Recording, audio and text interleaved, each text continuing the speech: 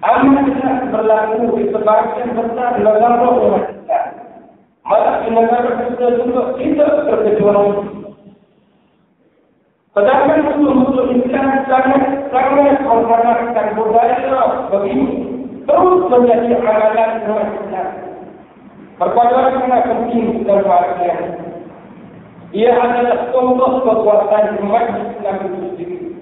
Tetapi perpaduan itu semestinya sentiasa ada dalam semua keadaan. Bukan di ketika tertentu. Tetapi penyakit ini masih berlaku di kalangan umat Islam. Dan mengatakan Rasulullah, selama penyakit ini harus diubati segera oleh orang-orang Islam. Tidak ada siapa yang boleh mengubahnya. Hanya melainkan kita sendiri dengan memahamkan kita tentang ilmu dan perpaduan yang Allah anjurkan. Sebagaimana Allah Subhanahu wa taala sebut dalam surah Al-Imran, wa'tasimu bihablillah jami'an wa la tafarraqu.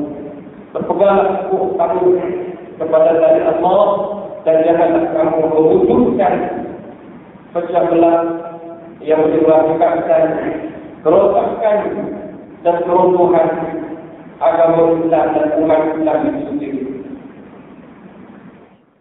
Sudah memahamkan rahmat Allah. Satu lagi penyakit yang dideritanya oleh umat Islam ialah penyakit ataupun tidak menghargai diri sendiri. Sedangkan mereka juga punya segala keadaan yang Allah kurniakan kepada mereka. Mereka mampu menjadikan mereka umat gemilang. Namun mereka mudah sekali berikat dengan budaya orang lain. Mereka mudah mengkamuni sesuatu yang bersisa rasa bahan. Sedangkan apa yang mereka miliki oleh diri mereka lebih unggul daripada itu. Dengan bersisa rasa bahan itu, mereka rasa seolah-olah diri mereka dipilih. Maka terpelajar dan hebat di kalangan masyarakat. Sedangkan mereka sebenarnya adalah pengidap penyakit hilang keyakinan diri yang sangat kronis yang menimpa pada diri mereka. Dalam perkara dunia Allah Subhanahu wa taala berfirman, "A'udzu billahi minasy syaithanir rajim. Alam tara kayfa daraba Allahu mathalan kalimatan thayyibatan kashajaratin thayyibatin asluha thabitun wa far'uha fis sama'." Yang kata Allah dalam surah Ibrahim ayat 24, yang maksudnya kata Allah, tidak engkau melihat wahai Muhammad bagaimana Allah mengungkapkan satu perumpamaan, yaitu kalimat yang halus. Kalimat tauhid adalah seperti sebatang pohon yang banyak yang makannya yakni ataupun yang tetap teguh dan cabang daripada itu yakni cabang pucuk menjulang ke langit. Sudah dimaafkan oleh Allah SWT. Cukup hebat ayat ini memperumpamakan kehebatan Allah, ciptaan Allah yang Allah kurniakan kepada manusia. Dan seterusnya tujuan bermanfaat dalam Allah SWT perkara yang terakhir yang dibicarakan oleh Muhammad Nasir, yaitu ragu pada dulu, takut menghadapi risiko sebagai gejala yang menghalang diri mereka kepada kemajuan umat. Manusia yang mempunyai sifat ini sama seperti haiwan belahan, yakni watak kekeluluhan yang mampu membantu keuntungan tanpa mempedulikan hukum halal dan haram. Orang yang seperti ini juga tidak sanggup jika diajak berjuang untuk membela nasib umat Islam.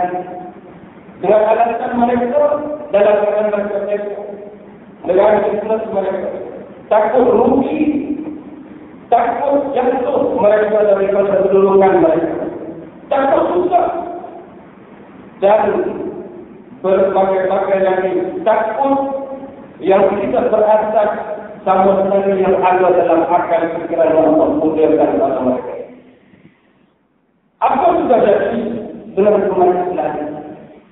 Sekiranya perkara yang disebutkan tadi masih ada di dalam hati umat Islam, apakah yang akan terjadi pada umat Islam pada hari ini dan pada masa akan datang? Jawabannya sudah jemaah sekalian, tidak lain seperti yang Allah diperkenalkan oleh Rasulullah Sallallahu Alaihi Wasallam.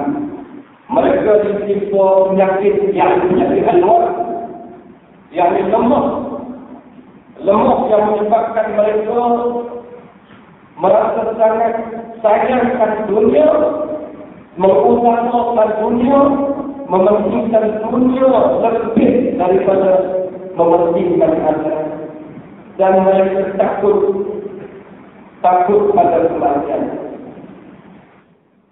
Dan mereka adalah kata Allah yang oleh kerana kita sebagai seorang hamba Allah yang beragama Islam, seharusnya kita rasa terpanggil, rasa terketuk hati kita apabila kita berbicara tentang perkara ini. Apakah kita sudah melakukan ataupun apakah masih belum kita lakukan? Ini perlu kita persoalkan pada diri kita yang dicinta oleh Allah Subhanahu wa Ta'ala. Persoalkan diri kita, apakah kita sudah buat satu perubahan dalam hidup kita selama bulan Mahalul Hijrah ini? Seperti mana disebutkan tadi, di antaranya pelaku perkara-perkara takut, kejatuhan, perpecahan, dan begitu juga banyak lagi perkara-perkara lain yang perlu sama-sama kita hadapi pada diri kita. Cuba-cuba lakukan yang kita cuba buat perubahan yang terbaik untuk tahun ini. Seperti kita berada di awal tahun, di awal bulan, dan di awal tahun. Cuba kita berada dengan baik untuk membentuk diri kita, isteri kita, anak-anak kita, masyarakat kita, terus mencari negara kita.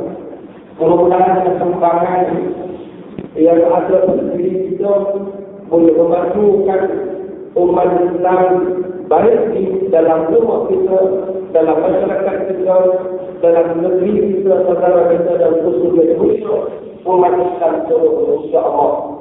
Bila kita baik merubah diri kita kepada Allah dan yakinkan diri kita kepada Allah, yang Allah itu bercinta, Allah memiliki segala-galanya. Kita hanya mencari ilmu Allah, membina diri kita, menambahkan kekuatan, keyakinan kita kepada Allah, yakin bahawa akhirat itu ada, kematian itu pasti seorang sekali akan melalui, dan yakin bahawa segala-galanya adalah milik Allah Subhanahu wa Ta'ala. Cari ilmu, bina diri kita, bangun semangat diri kita untuk masukkan kita dan mendekat anak keluarga masyarakat dan seluruh kemasyarakatan di dunia ini, insya-Allah. A'udzu billahi minasyaitonir rajim. Bismillahirrahmanirrahim. يا أيها الذين آمنوا اتقوا الله حق تقاته ولا تموتن إلا وأنتم مسلمون.